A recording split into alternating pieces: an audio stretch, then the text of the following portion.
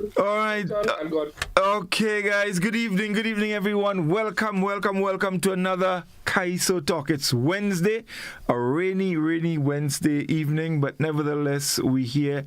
Them fellas say when it's raining, that's the ideal weather to talk Kaiso because a lot of things has come out. So this evening we're talking music, and we have the musicians with us.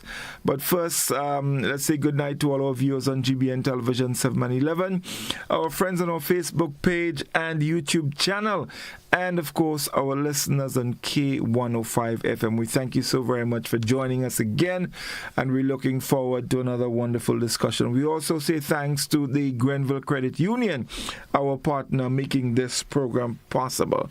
So the guys are here. First of all, let's welcome them. Val, good evening. How are you doing?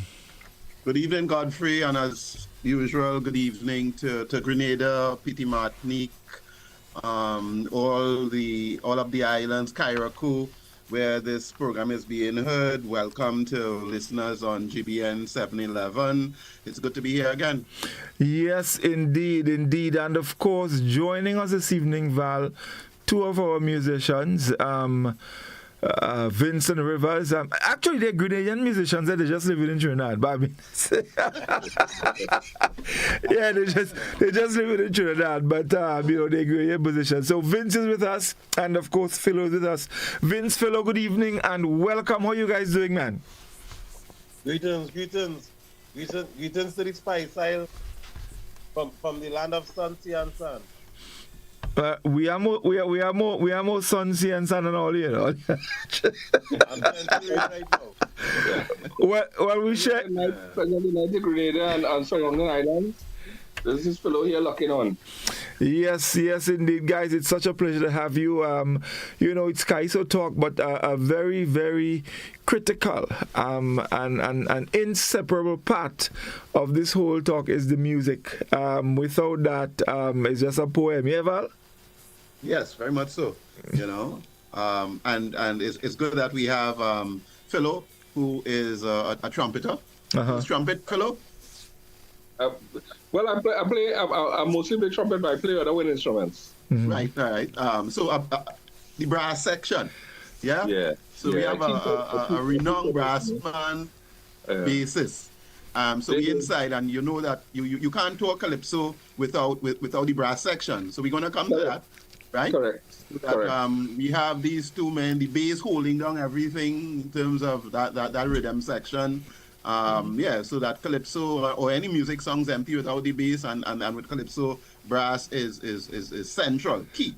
So that we're talking music and we have these musicians here. So Vince and Philo, tell Grenadians something about you before we get into the discussion. Definitely. We want to know, we know Vince and we know Philo, but we want to get to know Vince and we want to get to know Philo. So Vince, we're going to start with you. Tell us, who is Vincent Rivers? This one's Rivers, like.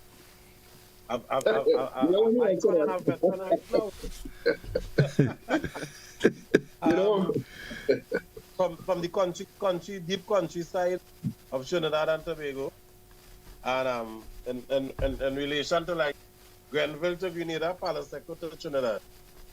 And been in music all my life. Born in come from a musical family.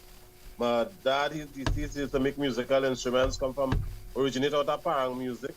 And then I had an uncle, his deceased as well, Vin Courtney, who had an orchestra. They used to play like in ballroom dance and stuff. So I came out, I hatched from the embryo into that musical realm, so I could not get away. Right. And from very early, school days, Best Village, while in school, Marshall Mom was our guidance officer. So me about Marshall, and I hence how the relationship started with Marshall and I. And I met him, he was 7, I was like 14. And it started from there. Early the stages, Panasonic Tech Static for 21 years. Then to Bunjan Asylum. Then to Soca Unit. Doing Soca Monarch for a number of years, about 10 years. And doing plenty of other shows with Spectacular and the Glasgow various promoters. Several calypso tents in Trinidad. Coco, Icons, and a couple others I've worked with, and doing all spectacular shows up to present. And it goes on. I have my own band now, Phil and I work together as well. And and we also part of the Grenada All Stars band. Legends. Well, no, Val. I was just waiting. You see, I make up my face already. I was just waiting because here you see about he playing organized show and he calling show name, and I'm waiting because listen up. Like a mappy. I just cut him off and thinking. I just cut him off. Yeah, no, definitely. But so Philo, tell us a little bit about you and the background and so. All right, so I'm a southerner as well. A little higher up from Vincent, from Faizabad, the butler. Grenada again. Tubalura was butler right from that town, Faizabad. Mm-hmm. I started to play music in cadets, marching and playing, drums and then saxophone and trumpet and all, and that's my musical background. From there, I started to play chutney music, Indian music. I played my first band was an Indian band called Germany Indian Orchestra. Mm-hmm. We used to play in all them Indian wedding and farewell and all those kinds of things. I remember playing as a little teenager for Sundar Popo, which is the the chutney soca king in Trinidad and Tobago, deceased. Mm-hmm. From there, my first band was a band called Succession Brass. It's a band from Palaseco. Was the first big band I'm playing.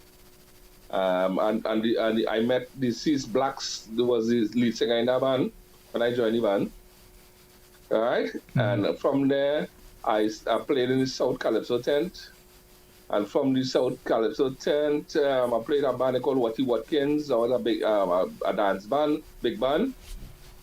And from Watty Watkins, I joined the Trinidad and Tobago Police Service Band. I did 19 years and 5 months. I left as the lead trumpeter and the principal lead trumpeter of the band and Corporal Atkins at the time. And I went into teaching in the secondary school system. I just retired from the secondary school system. And along that time, while in the police band, I played in almost every tent in Trinidad, several bands. The only band I ain't playing in is Ecstatic because we didn't want in the band.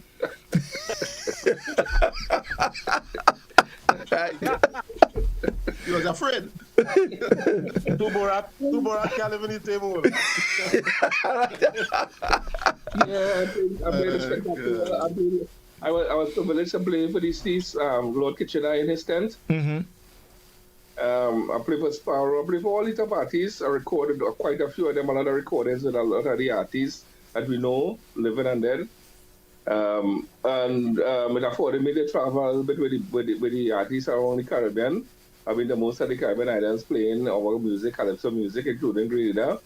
I spent 6 weeks in Grenada playing with Randy Isaac and all them guys. The tall fella, what's his name, boy? I think he's ambassador now to Trinidad. What's his name again? Black Wizard. Black, yeah, uh-huh. Wizard. And those guys in Grenada, I played there in 1991. I played a tent up there. I'm a lot of Grenadian family, I must say that too. A lot of Grenadian family from my wife's side, I should say. Them is Dullans and Henry and Louisa and all of them. Most of them from that side of the island. Right. East, west, they call that. Sortes and all that. Yeah. St. John, St. Patrick. Yes, indeed. Mm-hmm. Straight down to Wharf. So and now I teach. I teach for about 14 years after I left the police band, secondary school. I opened my own music school in South, teaching people wind instruments. I started that in 2010, and it's still going. Not as strong as it used to since COVID. I started my own band. I was privileged to run Gypsy tent, the only tent that Gypsy ever had for 2 years. Right. Gypsy invited me to run his tent called Back to Basic. And then after that, me and Vin merged, we was in bands together. And here and there all about playing, gigging, band. I was in 27 bands when I checked my accolades the other day. 27 bands I play, including my own band. Wow. Yeah, so I know every good brass player in Trinidad. I know them because I would have played with them sometime. From Erlins come right down to Reese, whoever, saxophone, Groy Cape, everybody. I played with all of them. Yeah. Very. I played all the top artists, all the top Calypsonian in Trinidad and Tobago, Calypso and Soca. Some of the young ones too become and then there are a lot of them young fellas that run the roost now. Cool Soca wanna come right up. Yes, right. Great.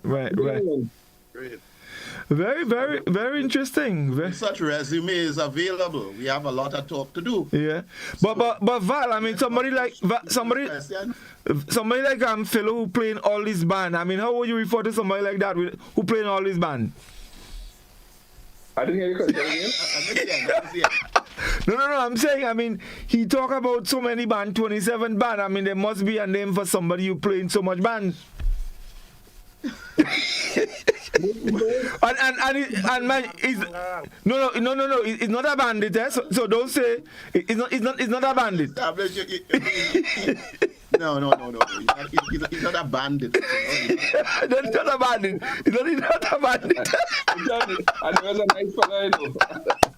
He's not a bandit. It just came naturally, you know. But he certainly has an impressive resume. I mean, I know Vince has. They both have very, very impressive resumes as musicians, and that's why they're invited onto this space this evening, because this Calypso talk. So we're talking music, and you have been around, both of you, playing for a number of years, and we, I don't want to go looking back, but in the present, right? So a number of things have changed, and we are where we are now, right? So there are many questions to be fed to the both of you, right? In terms of one, Philo, the quality of probably brass today, and the quality of musicianship today, you know, all of those things. So where do we start? Vince, the quality of musicianship. Let's start with that, and both of you, the quality of musicianship today. I think it is twofold, positive and negative, and I don't want to, bash the negative, but we have a lot of great, accomplished musicians who started off pretty young, like Philo and myself, and escalate and elevate to a great standard. We have musicians like Kyle Peters, who I know from a little boy. Used to be like my brother under study and doing fantastic. One of the better guitarists we have right now, and another young guy, Kwame, who plays guitar as well. His father was a former guitarist, Marlon Morrison. So, and I just to name two. And we also have some musicians that come on board and probably, like we say in the industry, is that they pay dues. And it's not that they haven't paid their dues, is that how they apply themselves and the discipline towards your craft. So it's twofold, but it sometimes it balances off, sometimes it doesn't. Right. But Vince, let me ask you quickly though. You mentioned you started very young in music. Why the bass?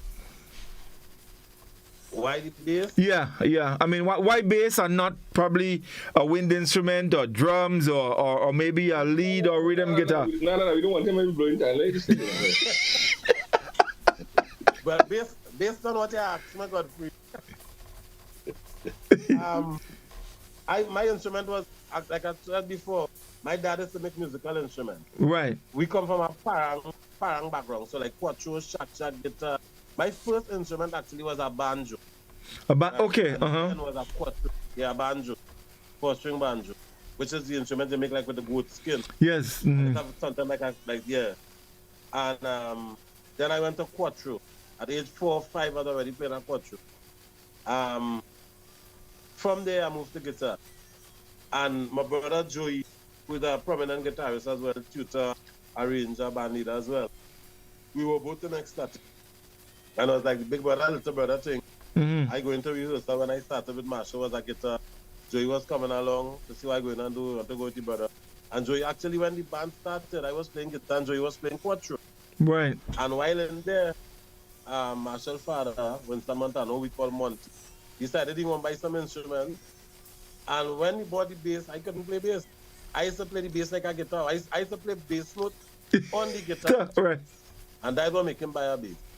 So I started to play the bass like a guitar with my thumb and all kind of thing. And then, it developed from there. And it was like it was placed on me. And I don't know, I developed the love for it and the passion for it. And I still play guitar. You know, I never give up the guitar or quattro, none of the instruments. But bass is what it is now. Oh, okay. Yeah. Very, very interesting. No, one of the problems we have in Grenada, for example, is definitely musicians. Unlike Trinidad, my experience, I mean, Trinidad, it's incomparable, but we have a major problem here. In terms of young people, I mean, and you both, you and Philo give your stories, you know, how you got involved. But maybe coming from what Val asked, in terms of the young people, what kind of interest are you seeing in the direction of actually, you know, get people getting involved, the young people getting involved in playing musical instruments? Well, there's an interest with fellas to play more the background instrument. You have a lot of people learning keyboard, guitar, and those kinds of things, right? Drums and all of that. But when it comes to the wind instruments, it's not a quick fix, you know? Okay. Because, like, let me say, you start to learn guitar, and within a month or two, you can play a basic little song. You went on with a 2-3 chord, you know what I mean? Yeah. You have a good teacher. It could take you 5-6 months to play a proper tune on a wind instrument. I mean, the saxophone is the easiest one to play. So, you know, and I think the young people, some of them don't have the patience to stick it out. So they will kind of run on the pan, because in the pan you're watching your notes and you're playing and that kind of thing. So there's a kind of initial interest, but they're not sticking to it when they realize the amount of commitment that it entails. Right. That is the challenge we have. Where pan, you can see notes. I mean, I can show you a tune on the pan because you don't know what to play. On a wind instrument, especially trumpet or trombone, you have to learn how to pitch that, how much airflow on the finger and all that to get it. They go one valve giving you so many notes. You have a harmonic series now. So it's just challenging for them, and they find that they bust it and they crack in and they can't get it, and their lips tired, and you know, they're starting to. So you just have to find little tunes to get them, little Mary, little Lamb, and Old MacDonald, and different things to get them, show them. Well, you can play a little song here too, you know. Because you find that their friend let me say their friend go on and join pan. And within this January and February, they play in school panorama. Yeah, someone say December they start to play in panorama, so that is a quick fix. Right. You know, so that is the challenge we have with the brass. So you find more now the parents are the ones who like the wind instruments and things, and they will encourage the children. And that is I will say that is more than 80% of the children that play in brass. The rest of them because they're friend and with, or they must have one or two that naturally see it and like it. But it's not something that children gravitate into unless they're friend in it. Right. They're friend in it and that kind of thing. And then when they come, the patience to stick it out, it's challenging for them. Right, you know? Right, yeah. I had a little shortcut now to get them songs to play and to keep them motivated. You know? Yeah. So I have a question to you. I thought it was later on, but I will go directly into it. Sure. In our history, and I'm speaking of Trinidad, a lot of our premier brass men had backgrounds coming out of the orphanage. Correct. And they produced the Ron Berridge and Pappy and the Fosto and you name them. You know, almost all the leading oh my papa, what his name? Errol. Everybody, the majority came from the orphanage. Correct. And based on what you're saying, you know, that probably maybe because they didn't have a choice. Right? They had to learn the instrument, and then they were the top flight players in any band in Trinidad and Tobago. Right? Correct. You are teaching the instrument, and you're saying that the young ones do not have that commitment and so on. How can we fix that? Because we have such a rich history of brass players. You know, how is it possible to fix? Well, it's like everything else, so many things have changed in the industry. When you're in the homes, right, which they call the orphanage, but they normally call the homes, you have very limited options in there, you know. So the band was a way to get out to go and perform. You know, otherwise you sit down there whole day, 5 years, you go to school right inside there, you might go secondary school and come back. But it was the band used to go out and play, they would get uniform, they would get refreshment. So they were favored, they'll jump in the bus and go out when everybody had to stay. Right. So, you know, that made the guys and them, hey boy, let me join the band, boy, go get to go different places. You know? And they had the one, so that was the thing in that era. It was a means and ended. Right. And then automatically they had the big brothers in the regiment band and the police band who would look out for them. So it was a natural progression to get a permanent job. Right. Yes. So nowadays now we have so many different options musically and all these kinds of things and for people. So, you know, and in those days Bajan used to play pan. So you couldn't go in a pan kind of thing, pan was environment, you know. So they didn't have an option to the pan you're talking about. So the days of Roy Cape and Erlins and all the others, Ron Berridge and the whole host of them. The only few musicians I know probably did wasn't in that era was Joey Lewis and them guys. They had a little own band kind of thing, right? But most of the guys was Belmont and the Tagariga. So nowadays, the churches and the cadet band are the only places I know young people would have produced. So anybody who didn't come out the house would have come out through cadets like me. You had a Port of Spain cadet and I Faizabad cadet. I think Tobago had a cadet band too, with a little 7 band and thing like that. Or it had a fellas who used to play in little churches. But it still would have been taught by some influence from the homes, eh? Yeah, they always had that kind of influence. Right. The homes are important. So I don't know how the homes operate today, and I'm just kind of trying to put pieces together. Is there any kind of traces of that period still existing in those spaces, the homes? Yeah. Musicians but again? it's not as structured as it used to be. All right. There's Belmont going on. I know that somebody's in Tagarigo and they're going back and forth. But I mean, as I said to before, there's pan now, so a lot of young people gravitate in the pan. You have junior pan and intermediate pan, so everybody have it in a pan side now. And the options and, you know, pan growing and getting money, you're getting a chance to go out and perform, you know, they have so many shows. So the brass is on getting its backside a little bit. You know, it's people like me trying to hold it together. You know what I mean? But this happy that we have brass bacchanal in Trinidad. We have 10 bands competing for a prize. Right. That's holding it up together a little bit, you know. But definitely it's a challenge. All right. But this is, I mean, but do you think this is worrying? Because I mean, it is a problem in Grenada. I mean, just like that, straight up, it's a problem. Basically the only brass or wind instrument players in Grenada are from the police band. I don't know. I've never heard of, you know, like, is there any way that teaches that, you know? Where you can go to a school, and I meant to ask Vince. I don't know. In the schools in Trinidad, like secondary or primary schools, do they have like music as part of the curriculum where students can actually learn to play instruments as well? All secondary schools have almost 99% of the secondary schools have music teachers, and I am in the primary school now doing contract work, and we all fit in more than half of the primary school with music teachers as well. Okay. But most of it is pan again, and we don't have many wind instruments. For the schools that do have wind instruments, we don't have the tutors to teach it. Right. The only wind instrument I know most schools is to have is to be a recorder. You all started off with that, and that was something personal. But they always have pan and like string instruments like guitar and quattro and stuff.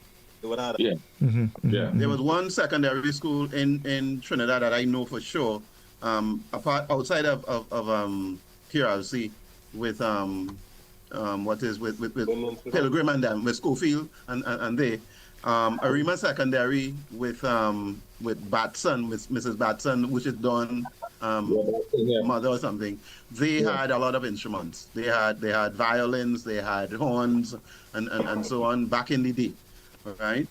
But what has happened, and I don't want to keep it in terms of the school, I've found that a lot, you do have music teachers within the school, but a lot of them are about still probably a kind of chalk and board thing, and they write some notes, but they do not necessarily inspire students To No, get play involved. Mhm.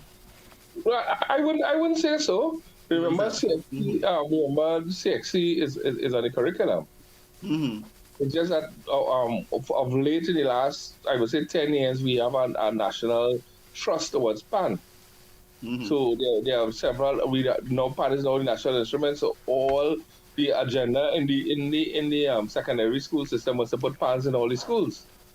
Yeah. We had a CSC program where for SCA or common entrance, every primary school had to have 2 PANs where children learn to play PAN as part of the SCA or common entrance kind of experience. Mhm. So PAN has been trust. There's nobody who pushing brass. I mean, some people know that the importance of wind instruments, but then who is the teacher in the school? The teacher in the secondary school had to be a private some arrangement with the school. Mhm. Yeah. Mhm. Yeah. Right. Yeah. But I mean, let me ask this. Mhm. No. We have a lot of good qualified music teachers here, but the emphasis and those who may teach in brass, who could teach brass, may not have any wind instruments in their school. All right. Let me ask this though. Because of the with the challenge now, Philo, with the wind instruments, you know, how do you see this playing out? Because, you know, the music, for example, at Carnival time, the soca is, I mean, the biggest thing now. Kaiso, all of that, chutney. You definitely need it. If the interest continues to dwindle, what is going to happen? I mean, are we going to wait until it gets to a point where it becomes too difficult, or are we going to move now to ensure that, you know, things are in place to keep that going? Well, there are people on the ground that are doing work, and there are people that teaching wind instruments in little patches here and there. It's not because I said before, if you come brass bacchanal anytime on Carnival Monday in Trinidad, it's 10 bands full with brass. Each band has at least 5 wind instruments or more instrumentalists. So there are quite a lot of young persons, you know, because remember we have 4 military bands in this country now. You have the police, the fire, the prison, and the regiment. Right. You have the cadet band, you know, and other little scout bands and things. I also teach a little scout band. So all of that is, you know, there are people in pockets here doing things, you know. But then the music too in the soca music doesn't require much brass. Mm-hmm. It's only the calypso tends that really want a sort of brass, but then remember these fellas have other synthesizers and other computer thing now, the sampling and, you know, and all these kinds of things. I think those is leading us into the meat of the discussion. Right. One, the Calypso tent and what is happening in that space. It is very clear that the interest has fallen away from the Calypso tent in the last maybe more than 10 years, right? Yeah. Part of that is the music. As musicians, apart from the composition, but I think that part of that may be the music without trying to influence you. What do you think is responsible for the falling away and how it can be fixed? Mm-hmm. That's a question for the both of you. Yeah. The soca or the calypso tell you talking about which one? The Calypso Kaiso, yeah. Kaiso, yeah. That track numbers and so on. I think that, you know, one could argue about the quality of work coming into that space. You all have been within the space playing music. So what do you think is responsible I think for? I will jump in on this one. Yeah. I think it has, the changes has come because of, I've been a musician personally. If I am as a musician playing behind Calypsonians and I am bored, obviously the audience will be bored. And I think that has been part of the problem. The creativity of the art form itself in terms of what you sing about. If you have 12 Calypsonians in a first half and 10 singing about the government, then you already, by the time you hear 2, you hear 3, you already know, it's monotonous and repetitive. And I think that's what started to happen. and the humor and, because I remember in my early stage in the early 80s, with Spectacular being backstage and us being in there, we were going to school, or most of the guys in the band, except that was going to school. And, the Martino brothers and Lennox Tuser, who was the stage manager, the program director, is to make sure they have a balance show, even from the audition, come right up, And I think now that the emphasis and the focus of men working on the art and the craft is not as crafty and as clever and as before. It had humor, and I'm not painting everybody with the same brush, but in terms of and it swing across even to the soca too, like it more become a hustle more than something passion, and you're really looking, forward to do and putting your all in it and being really creative about it. Whether you write your song yourself or somebody write it for you, because somehow before writers is to write and understand the artist, whether it was like when Freddie Veen and Baron or who that understand the chemistry of the artist and the voice of what they could execute. I think that has deteriorated tremendous. Val, that's a very interesting. Vincent is on point because you hear people say all the time the creativity lacking in the calypso, because what we have now is that there's no individualism in the calypso. So everybody writing thesis type of calypso. It is correct grammar, it is correct structure, but there's no individualism. It has no Brigo with his kind of personality and all these different things. That the entertainment is what lacking in the calypso. People talk about crime and things. We had crime too, yes, now that people can't move about as they want, and people robbing them. When people used to walk down from Henry Street straight down to Independence Square and jump in a maxi and go home. So we have the issue of crime impacting that too. But one of the things that people not realizing too, we have a lot of more interest now, A lot more interest now. Long time when the Calypso 10 was the big thing, mommy and daddy and auntie and them would come together, drop the children here, and they come in Calypso tent. Now it have cable TV, it have all-inclusive fet, it have all kind of distractions now. You could sit down and turn channel and watch any kind of movie you want and be entertained. It have all kind of all-inclusive fet now with all these soca artists and them partying, and all these are distractions from the Calypso 10 that didn't have. And one of the most things that people don't realize, Calypso 10 long time was a big people thing. Children used to go by auntie or big sister and sleep. The children were never in the Calypso tent. So when these people used to follow the Calypso tent and go online and organize to meet this one, hey, we going so and so. I remember my cousin Hugh Dolan from Grenada, they tell me he and his brother used to come down and in 1 week and hit all the Calypso tent. They come by review, they go by Spectacular, they go by Kaiso house in 1 week and all them kind of thing. But where the children? The children used to stay home. They reach the age now. All of these fellas in the 70s and the 80s and they're transitioning. The young people grow up in Marshall. They grow up in the but Candelaire and all these band parties and person, they grow up in a Calypso tent. So how you wanted to be the Calypso tent now? But Val, Vince made a very interesting point, in his opening statement when he said that, if the musician is bored, clearly the audience is going to be bored. But that leaves another question. So let's not put it squarely on the Kaisonian, but let's share it. What about the arrangers?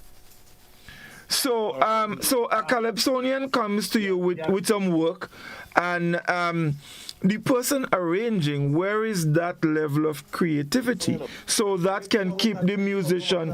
A man, all right. Take for example Black Prince. Black Prince is to be consistent for years with a box guitar, with 3 chords and 4 chords, and that's what it come back to the same thing Phil was saying. He had a unique way about him. Everybody had a kind of personal identity. So my thing is, whether it was at the Koto, Frankie Francis, or whoever was the arranger back then with the music, or was it Pelham Goddard, or whoever was Paul in the studio, There's only so much they could bring on. What about the Calypsonian who never recorded, and you're coming in the tent to hear them because you're not hearing it on the radio? It had that too. You understand? Correct. That's as diverse as it used to be. It had a lot more variety, and everybody, Calypsonian, like, can I remember, like McGraw, like Kid Kalalu. Men had identity and characters and Blakey, and even like, for example, Mass Camp on a Wednesday night, which is the main Calypso pub, hub, whatever you want to call it, the home. It's to be packed on a Wednesday, and like during the year, every Wednesday, few Wednesdays they may not have a show, but every Wednesday you could guarantee to go. You don't even have a place to go and hear Kaiso. Well, Cafe Blues now will have one or two little Kaiso. So this guy Rockers, doing some promotions on a Thursday. He recently started, him and I've been having conversations, and this is something he doing out of pocket, where the door is basically, compared to Mass Camp Pub, where it was the Ward Brothers as well. By the end of the day, again, you can relate and connect and identify with a particular Calypsonian or Calypso that you like, even if you know the Calypsonian, you go say, I hear this Calypso boy going like this. I like it, boy. Who sing it? And you'll get interested and you're enthused about it. So I wouldn't say wholly and solely. Yes, I understand the point you're making in terms of but only so much the arranger or the producer or the person writing the music transcriber could do. Val, your take on this? Well, the question I probably want to ask now is that I think Philo mentioned it with the brass competition, and I think that competition is a lot of that when you talk about also the kinds of writing that are coming into the tent, right? Is competition from your point of view, whether it is the brass competition or the calypso competition.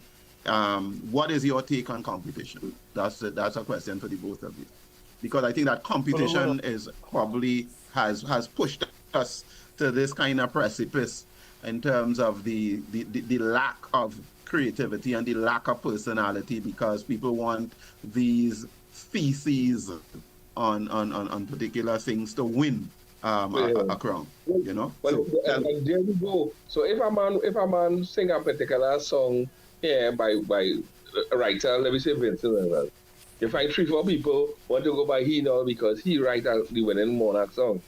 Mm-hmm. And that's the individuality and the entertainment we're talking about that is not in the calypso tent. You know what I mean? So it's about the correct way of singing a calypso, and you can say it's structured and it this and that. But where's the individualism? Because if I take that same song that Vin sing, I might sing it as good as him, but I can sing it. It's an individual who portraying that song. Where's the Sparrow and the Kitchener and them fellas who used to sing and put themselves in the music, and you can see themselves. You seen Brigo, you seen this fella Watchman come with this fella attitude. Crow have his personality. You know what I mean? Singing Chandra, whatever. They were individuals, and that smiley on them fellas just kicks men and humor people in the thing. So when you come to the calypso tent, it had that kind of balance. That kind of balance, and as the tent go along, sometimes, like for instance, you talk about how the brass. I remember when these fellas them came in spectacular, Talk Your Talk, the Chicana. Them fellas was they came in, I think in McGrath's opening tent, and them fellas started second, But then we started singing the song. We started doing the song a little faster, naturally, because we get into the vibe of the song. And at the end of the season, they were closing the tent.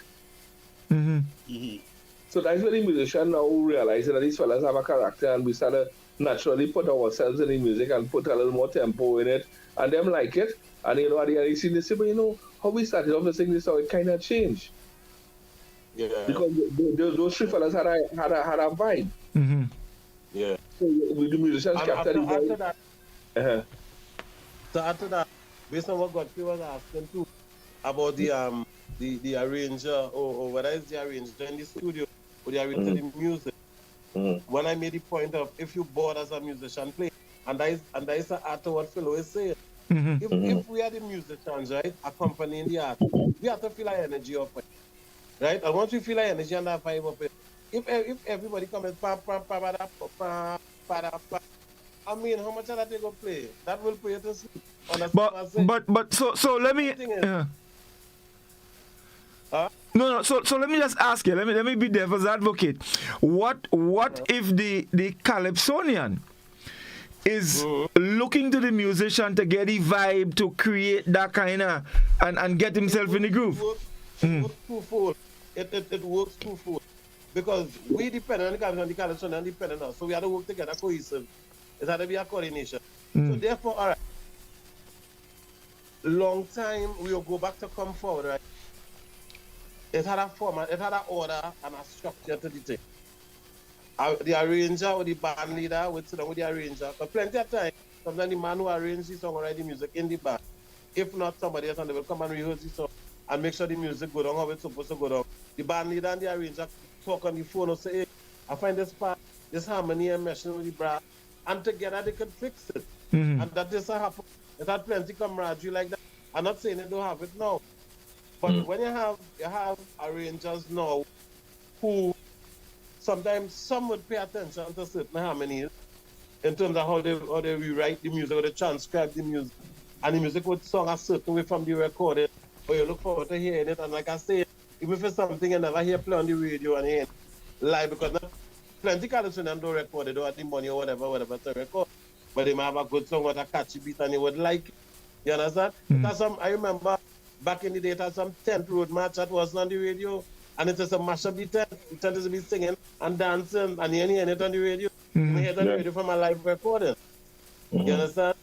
So it works twofold, the musician with the calypso or the artist, and vice versa. We had our share that with Soca Mona. You understand? With artists who would come with some songs and the melody, and they even know the song because they recorded line by line in the studio. They can't sing. And we had to fix it. We had to fix it for them.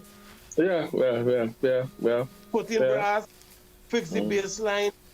When they hear the song, like a whole new different song. Right.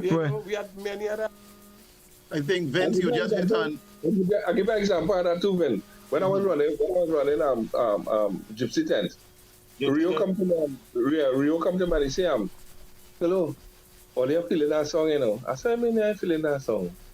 He said something wrong. I said, well, what is it wrong? The chord's wrong, what is wrong? He said, I know it is wrong, you know. I said, but we're playing what the thing, guy.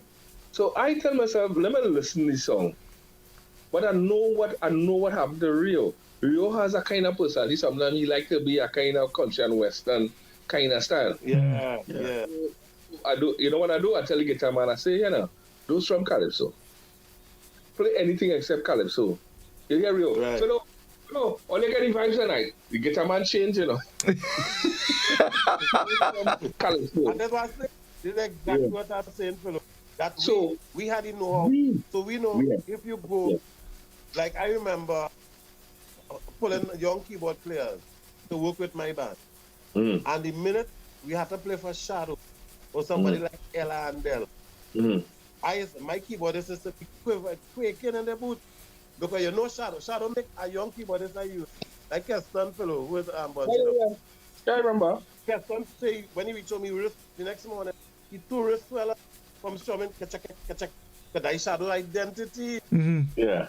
And Shadow showing him what he wants because Shadow wanted Shadow dancing, and he said you have to make me dance. Ella and Ella used to do the same thing.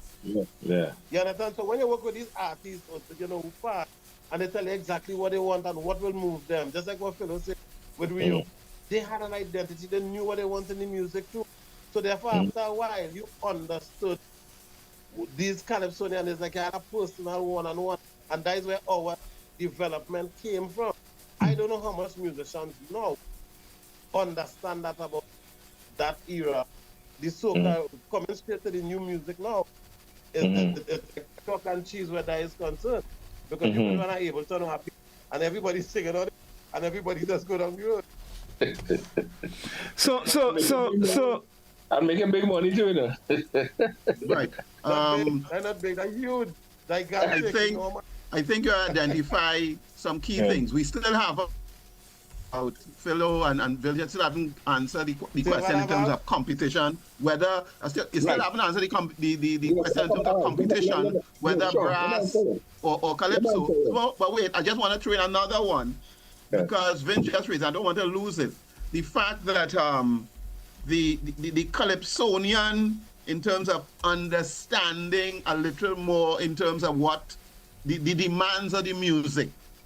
And rather than not just going to the transcriber or the arranger, but from a personal position, understanding more about what the music entails, so that maybe it can help him in terms of maybe creating or understanding that. So let's talk about those things. How do you see that? Because clearly, you move from no, I say the calypsonian understanding more of what it takes in terms of song, because calypso was basically, I mean, a lot of the old thing was once you know the 1-4-5 kind of progression, you're cool, you know. But calypso is not. That, you know, let me tell you why I won't say that. I remember at the early stages in the 80s being able to be in Spectacular. At night, we used to reach for a certain time to go on because most of the other guys were going to school and leave sometime as we finish perform. I would get a blind till I finish school, right? And again, to no part of Spain, I know playing big man. So all of that too. So anyway, it's a particular calypsonian I so want to hear and hear the band play. That contributed to my development as a musician, as a bass player. Whether it was Albert Bush, Angus Noon, Michael Nisus, whoever was playing with Roy Cape at the time, I wanted to hear how they were playing the bass line from how they were recording. And I remember one thing in particular. One year, Leston was playing together with Roy Cape band in the tent. He was doing more like synths. And we had 2 new songs that he had arranged. So when we went to rehearse, when we finished the rehearsal, I went to Leston. I said, Leston, how you find that song and how you find the bass line song? Yeah, but all right. That's all I'm missing. Of course, I was still a novice stage. He said, I'm listening to the cassette now. That was cassette I listening to. He said, listen back to the cassette. He never tell me, well, you need to groove, you need to be more precise. He just tell me, listen back to the cassette. I listen to it. I tell myself, well, okay, that's why here and I can reproduce based on my ability and capability at the time. Right. And years after, we had a conversation in the studio. And I said, I still remember so and so. He said, yeah, but you wasn't ready yet. You know, he was able to tell me that after. You understand? That way, tell me, listen back. I didn't have the feel and the confidence and the experience that I have now over the last 10 years. And all of that makes a difference in terms of reproduce as a musician together with the calypsonian or the artist that you're accompanying. And the other thing, understanding your role and your function, being an accompanying musician, that is a big thing, a big part of the industry that we don't understand or pay attention to. We are accompanying a calypsonian or an artist. It makes a difference. As we talk about that, I remember when we went to Spectacular with Winborough, we went to St. Lucia for the first time. Right. And he said that a fellow called Brong, he's a region announcer and all kind of thing. TC Brong. TC Brong did come with a calypso. And Barry Howard is the drummer. And he played the thing for us. And when he leave going up, Barry saying, boy, that rhythm and that bass and song, I like how that song, you know. When he come back the next day to rehearse, we changed that. You know, he ended up in the finals with that. Change around the drum pattern, you know. Right. The drum pattern. So it comes back to again the relationship. But then, you know, once we calypso, they have that respect for the musician, and the musician have the experience, you know. That's the bottom line. You know, will do that. you know, Val. Competition part of it now. Competition in the fraternity is a must. It's just like sports. Everybody want to be the champ. We're gonna mash up that one. We go beat that one. But when we're done with it, we mash them up. You know, that kind of thing. So if sponsors going to put money behind the Monarch. If you have a calypso tent and you're looking for money and all them kind of thing, but you see what they give them a man car, the which one of them fellas MG W or get the more like a car because the brand name there. People call competition brings a euphoria. It's euphoria that comes out. Semi-finals, boy, we get picked for semi-finals. And the March Gras, people come in to see that. It's come like intercol football. It come panorama. Boy, guess what's going to mash them up. When all stars done play, boy, they play dust in the place. Rados, what? Nah, boy, them ready for Rados yet. I listen next, so that's nah. The guy licks this year, renegades got in us. It competition is euphoria. So you can't, if you take competition out of any kind of in the Calypso arena, it falls flat.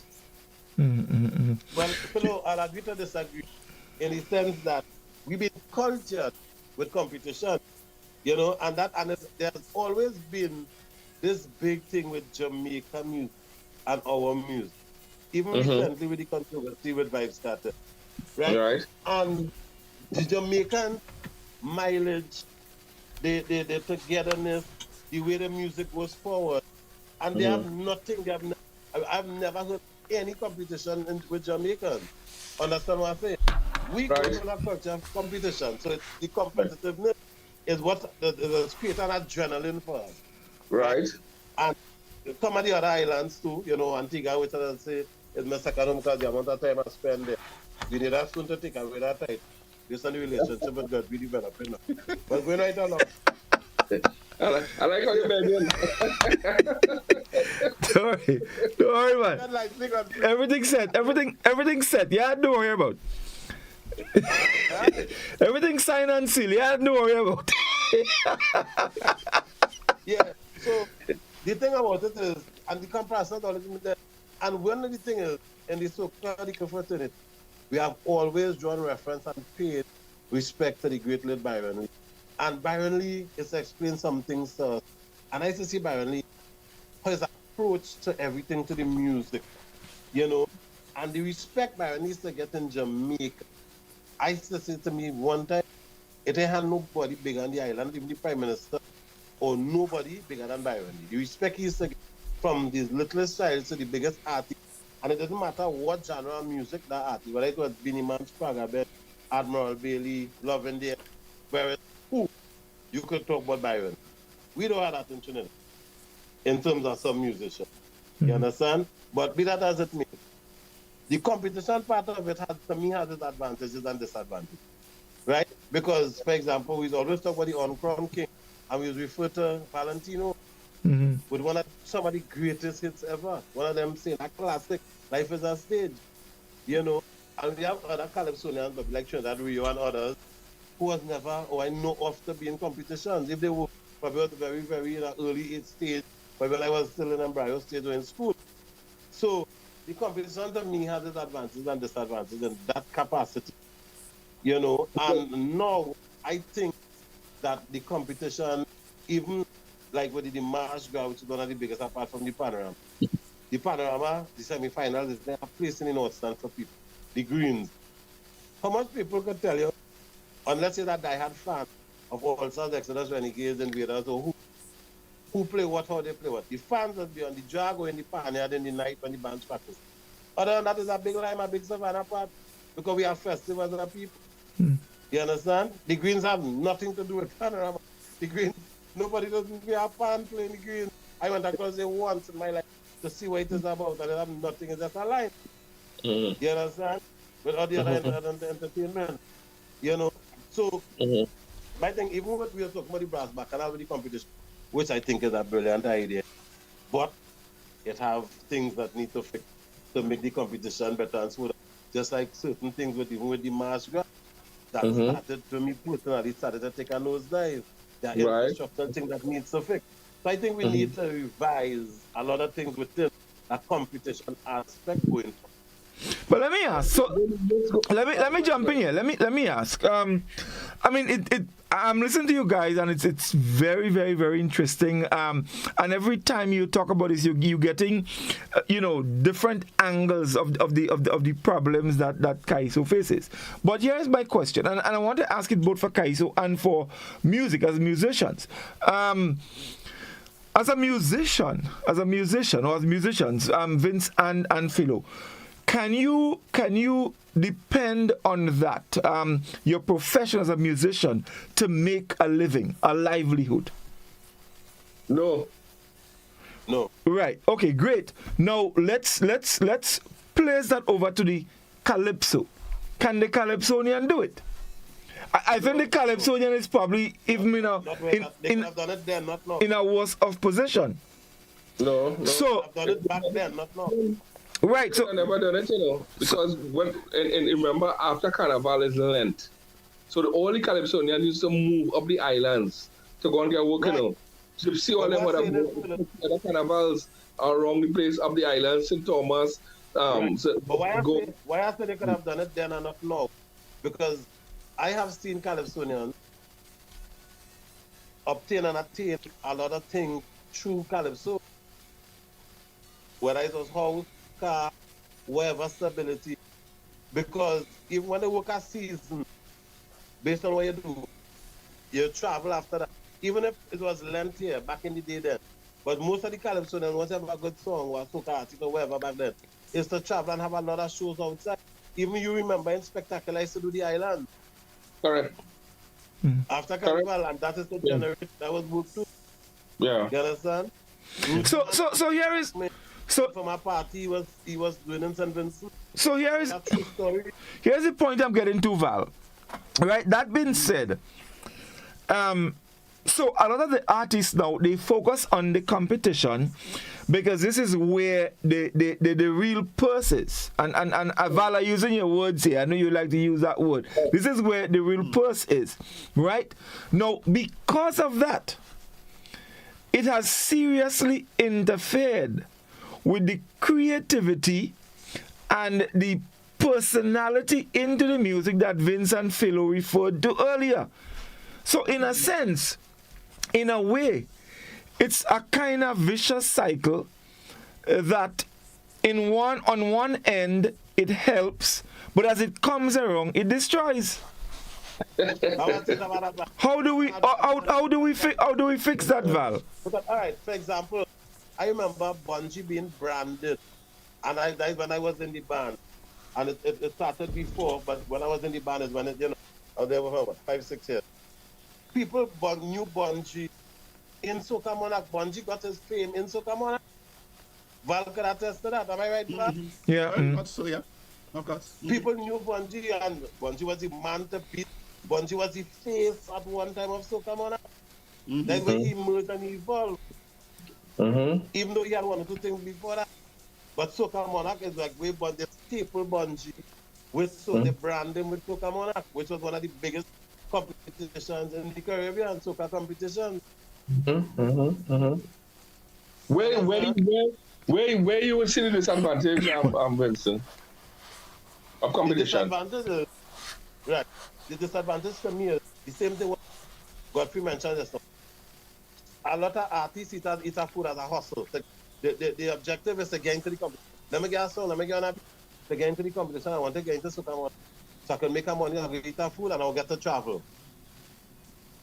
That is the disadvantage I see. It become a hustle. The truth about it is that Calypso, like soca, has always been a hustle, because it has never been formalized.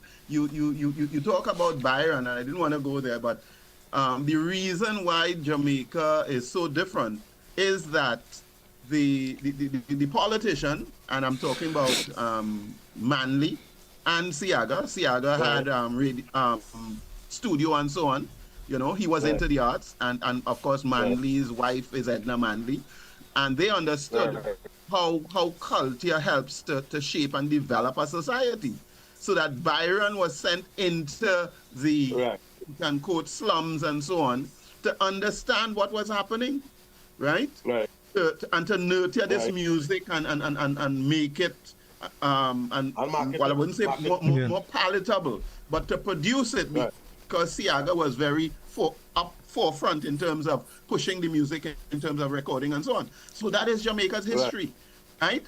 And of course, they did not need a competition that comes along. You see, part of the competition, apart from offering a purse, which our competition stems from, and all the other islands in the Caribbean, because a lot of them have borrowed from Trinidad, it also stems from how do you get the chance to manipulate how the culture develops, so that the competition is not just free and easy and I'll give you this money.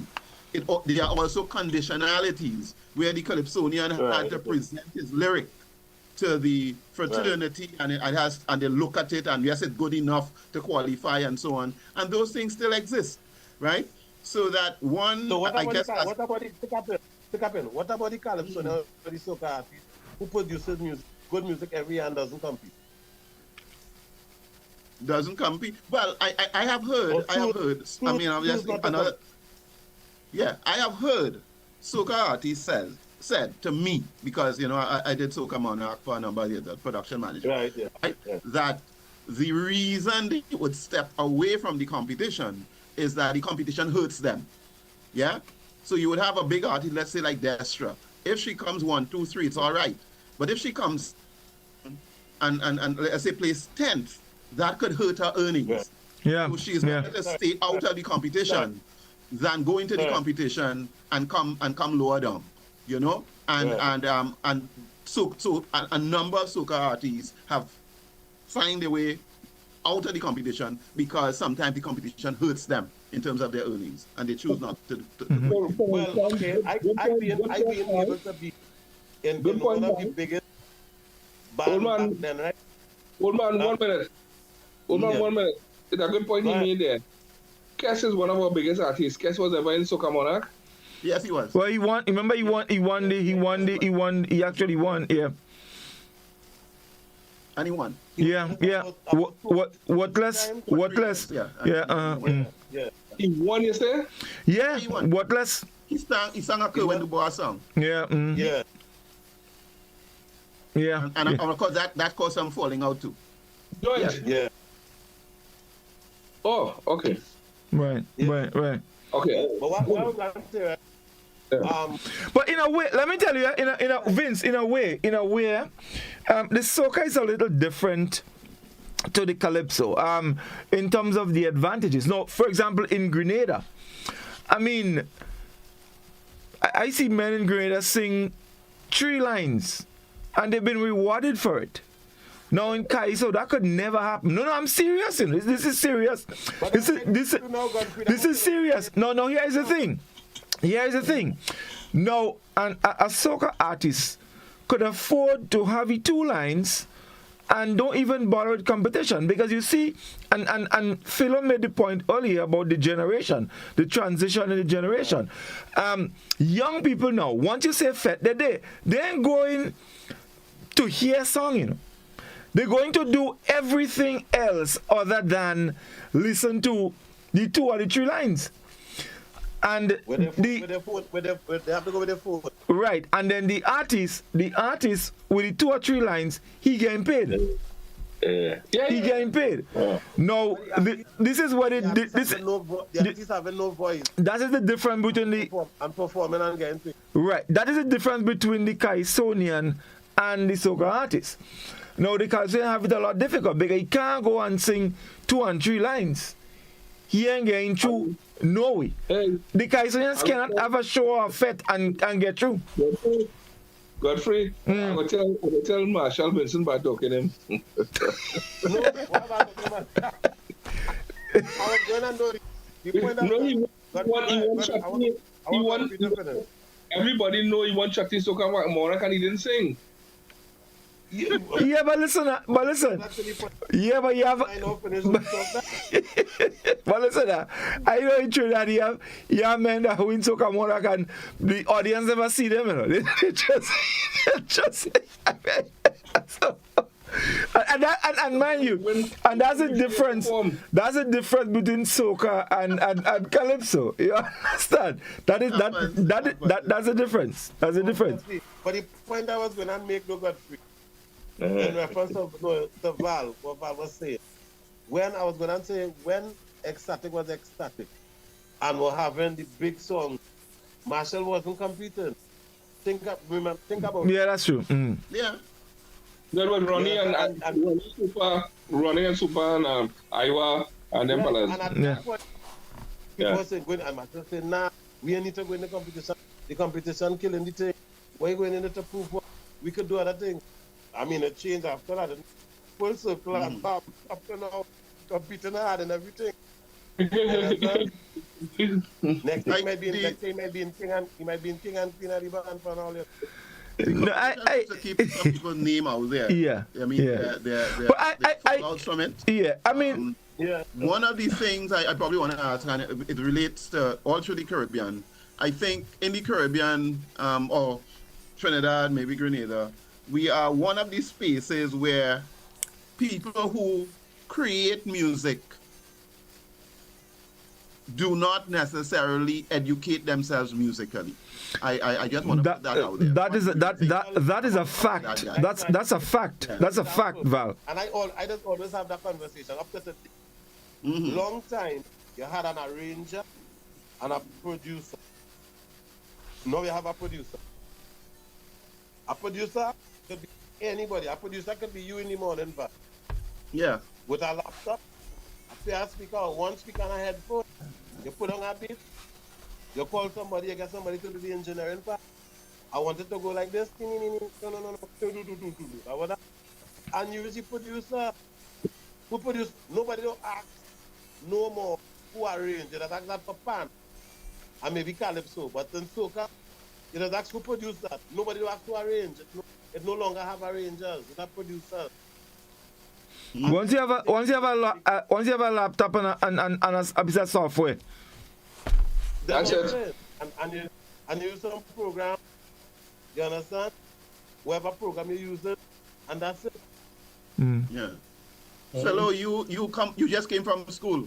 You know, how does that work? You know, I mean, a lot of people are getting into music and they want to sing and so on, but somehow they feel that they want to take shortcuts or they don't want to do music at all. What do you think about that?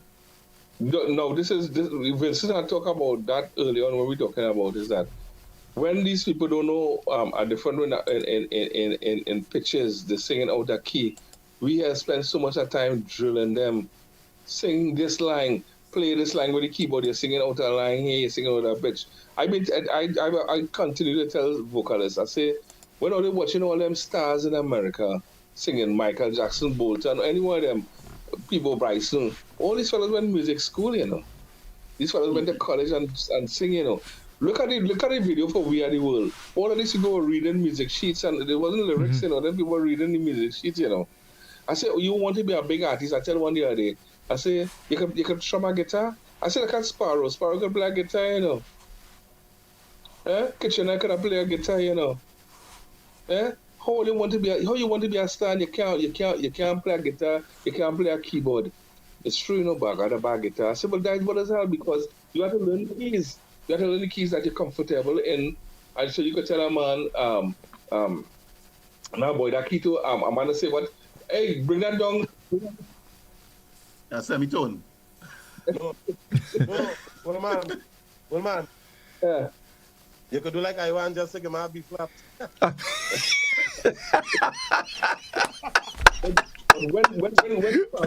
when Sparrow tell them B flat, you have to play B flat though. Yeah. When Sparrow tell them B flat, Sparrow stop a show in Barbados in that cricket thing we play in there in that cricket stadium in Barbados. I call it. No.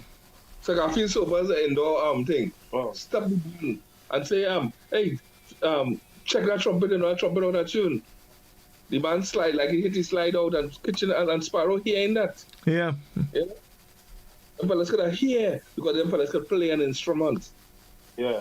They don't sing out the key, they don't sing out the pitch, they could tell you what they want. But fellas now, as Vince said, is a computer behind and it's hype. And they have auto-tune. Not only that, they have auto-tune. So when you go in the studio, I forget that. And a song one line by one line by one line. A man can go fix that and auto-tune and it fix. When that fix, and you hear yourself, you can't believe that is you. And So there are a couple things that are very very critical here for the Calypsonian. It's one, well, that take it from here. It's important that they at least learn to play some kind of musical instrument. Yeah, that Yes. that is one. They must also be able to develop. For example, Godfrey, on your show last year, we messed up your Monarch introduction. What your name is? Scholar. Scholar. And Scholar sang the band sang the thing and come in and key, you know. Right. Because I don't know how we had it written and how he accustomed doing it, and he jump in and sing correct. I said, but this man know his music. There are plenty of fellas can't start, you know. If something can go right. But old man, what the man name is? You don't live up to your name. Yes. But I respect on that night that because I remember he started to call all kind of tune on us, right? And we didn't reel. Right? So one of them we messed up the thing because of it written and how, and then the saxophone tell me that's how this we start normally, so from so, you know, and Scholar came in correct and then he show us, he sing where he wanted us to play, not from where we accustomed the geography was follow and then music sheet. And come in correct and sing it so we was able to follow him. It happened many men would have stop and say, hey, all the musicians are playing the wrong man because they can't come in. But when you know your song and you could sing, even though we wasn't on point with that thing, he jump in and sing. So Scholar show me now that he know what's going on. And that's how, and Godfrey, that come back to the first thing of the musician and the calypsonian being cohesive. Yeah, right. Enhancing one another. Very important. The other thing I was saying that the creativity and personality of the calypsonian is also very important. I mean, the thing is, the whole point behind this is to kind of get the message out there, so people, listening, musicians, Kaisonians, they could get pointers to help, develop their craft, because these things are very important. I mean, I'm hearing, because that point that Vince made, I mean, it really went home. The musician, if he's not into the thing, I mean, clearly you're starting on the back foot, and that to me is very, very, very, very, very critical. Yeah. Yep. A big question here. There is debate in terms of the length of a calypso.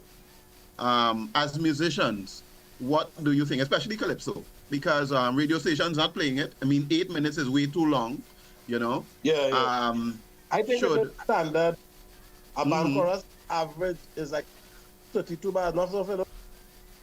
Well, it depends. When you have a classic, you have a classic. Right. You have a thing Mr. Tinlogan by Maestro. Then I play the whole thing. It's the longest band chorus in history. You ever hear that? Who? Sugar Boom Boom. Band chorus. Okay. I can't see. I've been hearing that from a Western church. Okay. That don't seem boring because it's interesting the way it is harmonized and how it is played. Okay. And people know it, and it's something people. If you cut Sugar Boom Boom Band chorus, people just turn around. Because I remember doing shows with Colonel, and Colonel said I want to cut it here. But it's something that people know.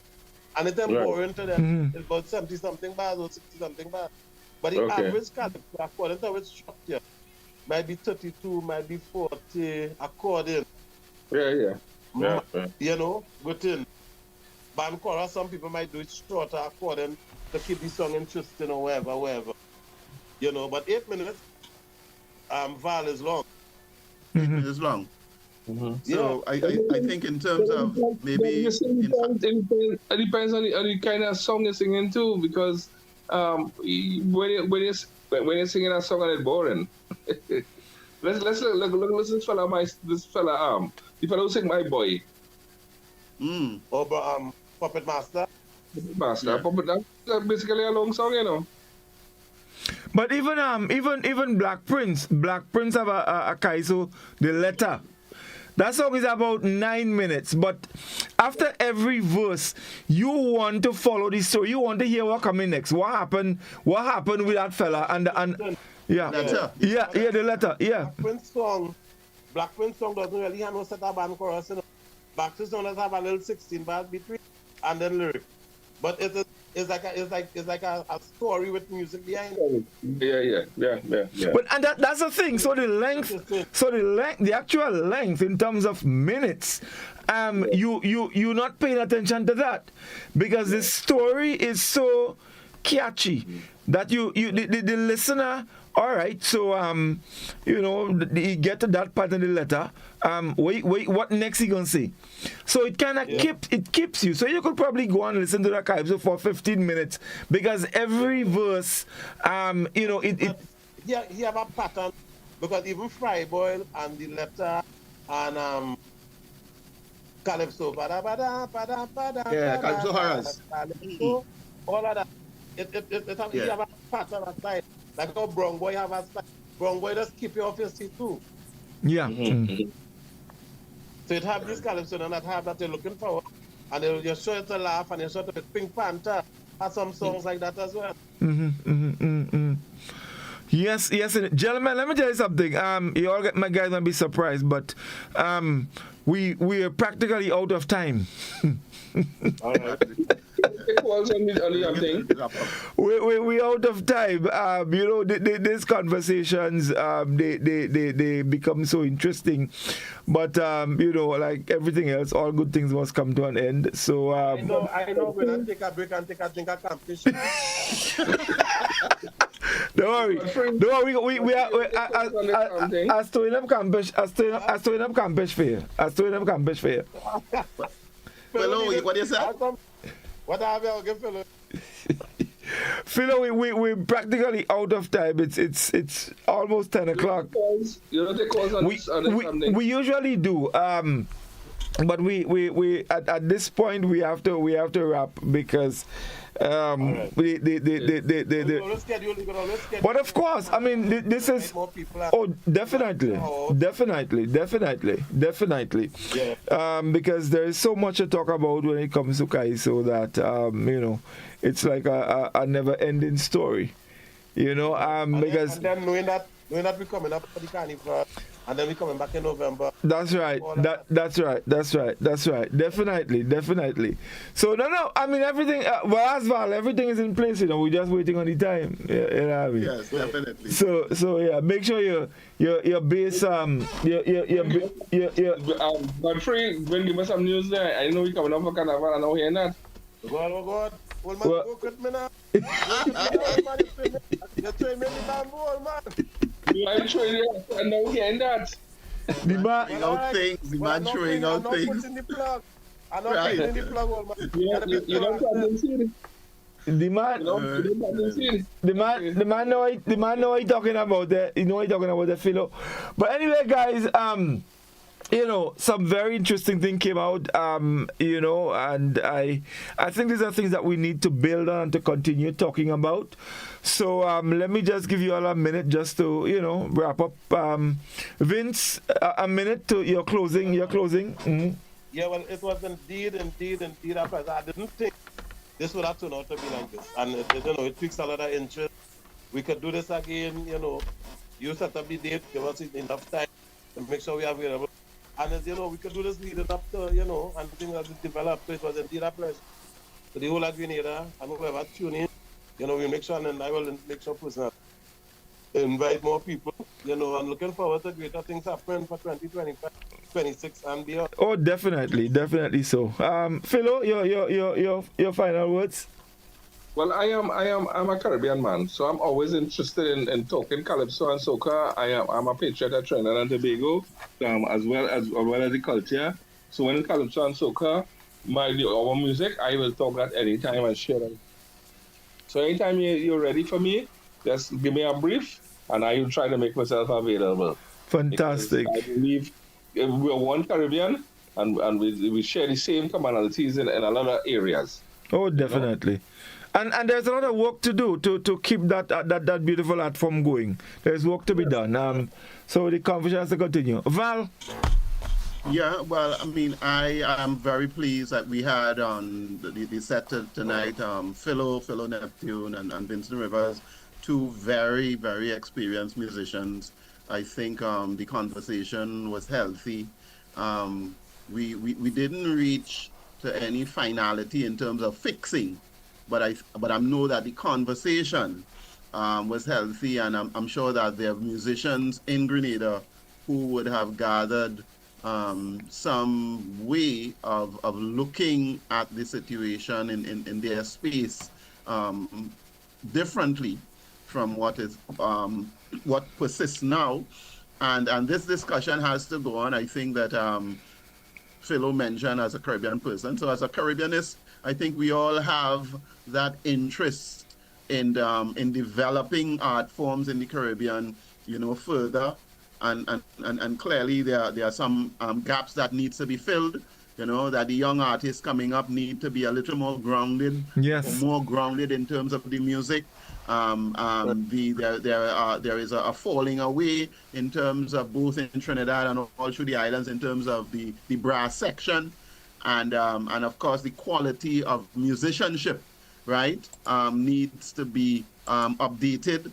Right, we cannot just depend on a computer and men with two fingers making music and thinking that the music as we used to know it or know it will survive, right? So there are things to be done in order so that the music can not just survive but progress. And this discussion certainly helps in that respect. Definitely. I totally agree. And in addition to that, a couple really, really interesting things came out that I think, our musicians and our young people need to pay attention to. Because, from what Philo and Vince has said, and understanding firsthand, the problem we have in Grenada for musicians, clearly there's a lot of work to be done. And, we definitely have to start somewhere, and I think the conversations is the perfect place to start. Put the information out there, let people know, make them aware of what is happening, and so we can definitely head in the right direction. So I thank you guys very much for spending time and chatting and having fun. Of course, to our listeners, viewers, we thank you for staying with us. Thanks to Grenville Credit Union again. And folks, next Wednesday, we will be back definitely to continue, talking Kaiso and everything, that goes along with it. So thank you guys. Have a good night and all the best. Yeah. Yes. Yes, indeed.